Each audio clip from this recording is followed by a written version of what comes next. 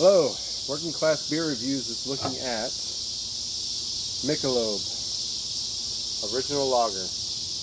Now I told you that I was wanting to do this. I've already stated this is one of my favorite beers. So I'm trying to go in as unbiased as possible. But you know, when you like something, you like something. As I've come to find out from other viewers and comments, they have a hard time actually finding this, and I understand.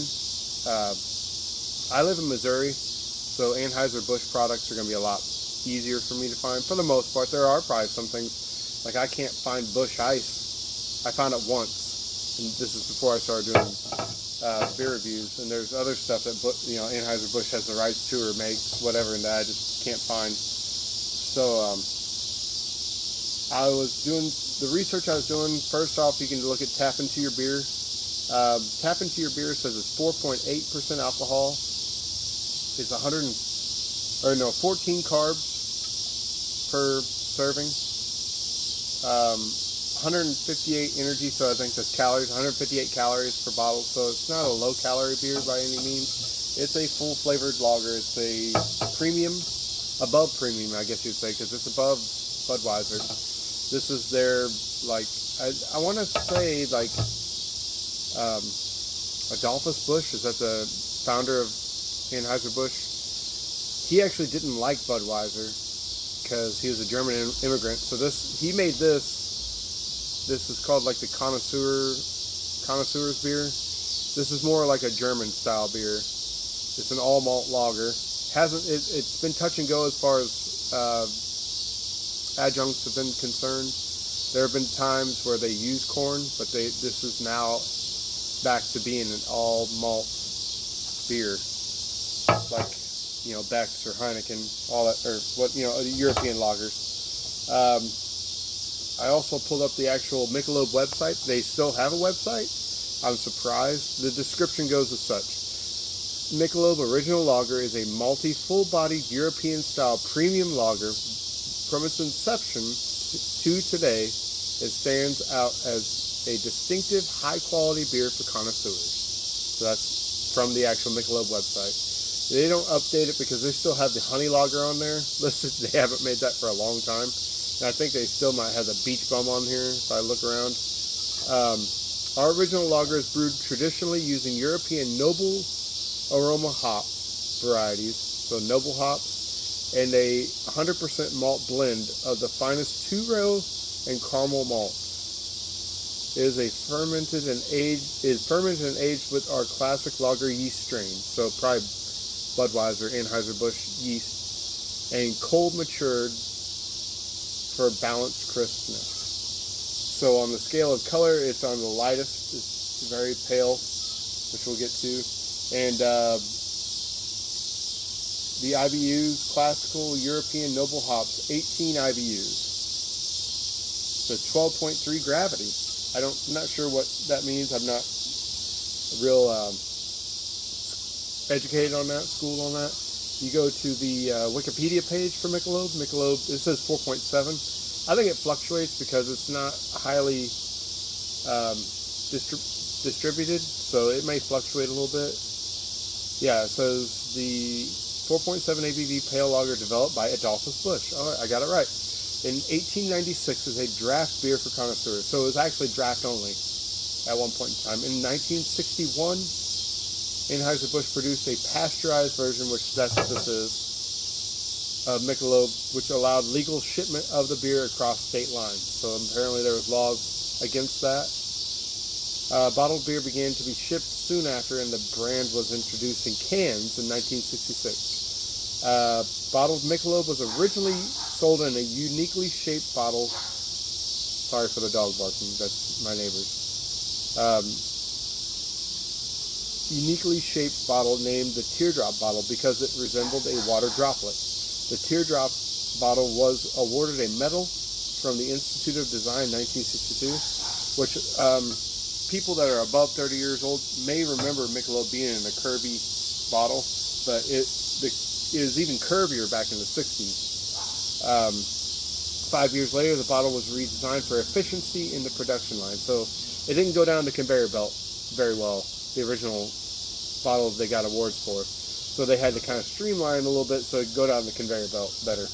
The teardrop bottle was used again from January of 07 to October of 08. I remember that because in the early 2000s, they were in a bottle very much like this. It actually kind of reminded me of Samuel Adams. I think that's what they were going after because that was one of the big craft beers at the time that was causing a big stir with Samuel Adams. So they were kind of copying that. And then I do remember they went back to a bit of a curvy bottle. It wasn't quite as cool as the ones from the 70s and 80s that people probably fondly remember. But now they've gone to this. It's got the collar on it. This is very much similar to the Shock Top bottles. Shock Top was originally a Michelob product. Got some good vapor off of there. That one's for me. Got this little Budweiser glass here. Seems appropriate. It's clean. I'm not sure if it's beer clean or not. I didn't take the time before this review to do that. But we're going to go ahead and give it a nice aggressive pour. And let that stand for a minute. As I can see a lot of streaming bubbles. Obviously a nice white head. Very light golden. Very straw colored. So this is a very American style. I say European. It's European in the way that it's all malt. But it's actually a very American style, which is very pale. It's clear, very highly filtered. You can see right through it. This is nice and cold. Came out of my fridge. Michelob's a brand that's kind of forlorn. It's just kind of been forsaken a little bit. Aside from the Ultra line. Ultra is obviously a very high seller. But as far as a regular Michelob, I wish they would kind of, I don't want to say push it, but put it in its proper place. I wish they'd sell it on draft more often. That's originally what it was draft beer. This is kind of a highbrow. Like if you were to go to a dinner party and you want to grab a 6 or 12 pack of beer, you'd grab something like this and be like, ooh, that's nice. And you could do that now, and people would be like, I didn't know they still made this. You know, they'd be like, my dad used to drink this or whatever. And that's actually, I have a sentimental value to this. My uncles and my dad used to drink this on special occasions, and they'd hang out and see each other, which didn't happen very often. And but I remember it being in the curvy bottle. They had Michelob Light, Michelob Dark, Classic Dark, or something like that, and then Michelob Dry, which actually they sold Michelob Dry up until the early, about 2004, 2005. Dry beers is my favorite style, and they don't make those anymore as far as American styles. I wish they would. I really wish they would. Asahi Dry, the Japanese beer, they still make that, and that reminds me much of that. So I'm going to top this off. Beautiful. Man, look at that. Very picturesque. That's exactly what you want your American lager to look like. So let's give this a smell. We obviously know it looks pretty. Maybe I did clean this glass. It's not clinging to the side. It's going straight up to the head, making a nice head.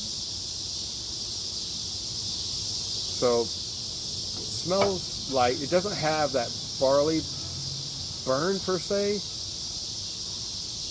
It doesn't have the real. It is stronger than Budweiser. It doesn't. It smells different. So very clean.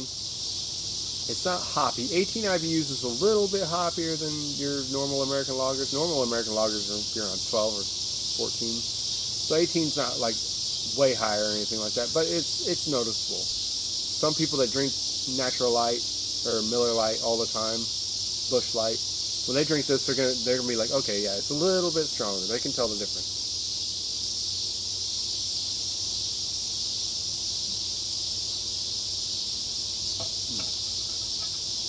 A little fuller flavored. Sticks to your tongue, the roof of your mouth a little bit.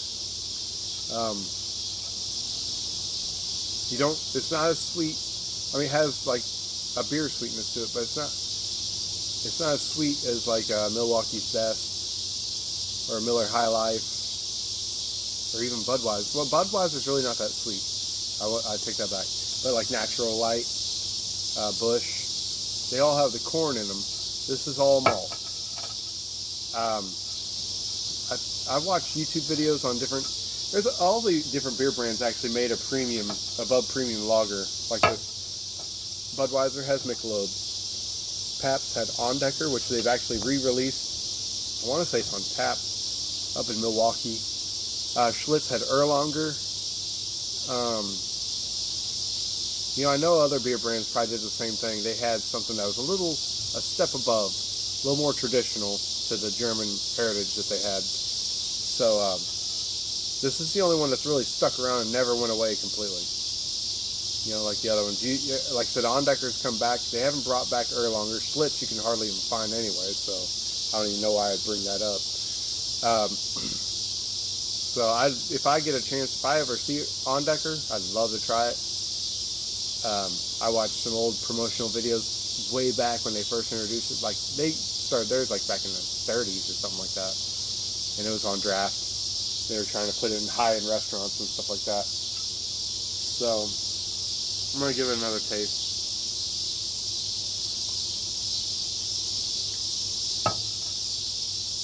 I'll never get tired of that. Love this beer. I'm sorry if this seems biased. You like I said, you like what you like, and there should be nothing wrong with that. I would love to see this on tap somewhere. I would love to try this on tap. I see Michelob Ultra. I see Amberbach on tap, but I don't ever see this. And I remember buying this in a can one time. It was like a pint can or something like that. It looked like a beer barrel. You're talking like early 2000s when I saw this. So I haven't seen this in cans forever. So yeah, who knows how long this is going to be around. I would like to think they'd never get rid of it, but who's to say? If things don't sell, but I see a lot of these bottles in the recycling bin, so someone's buying them around here at least. Yeah, if you haven't tried this in a while, or if you want to kind of pick something up a little different, if you're going to go over to someone's house, go to a picnic party, something like that, just try to, maybe you might give it a little wow factor. Like, whoa. You'd be surprised how many people actually have never tried this, and when they do, they're actually going to like it a lot. It's a really, really good beer.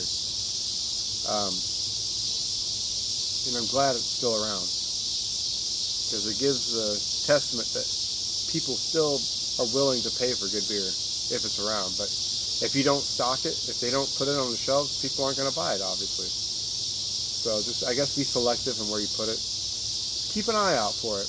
Let me know what you think in the comments if you've ever had this before. So, thanks for watching this video. Thanks for watching this working class beer review. I would consider this working class. Even though it's a little more expensive, it's still, like I said, it's a treat. It's something nice once in a while to have. It's not going to be your economy budget beer. So thanks for watching this video, and let me know what you think in the comments, and I will see you guys later.